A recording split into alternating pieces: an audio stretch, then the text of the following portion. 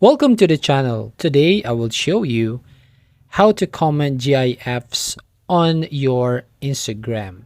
So first you need to update your Instagram app. So go to the Google Play Store and then search for Instagram.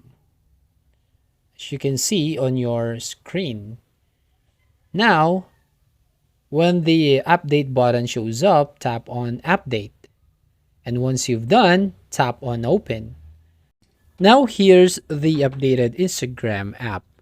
Now I want you to tap on the direct message at the top right corner, the Instagram messenger, and I try to send a GIFs on a friend. So for example, tap on the sticker at the bottom right, and here you can see at the bottom the GIF icon.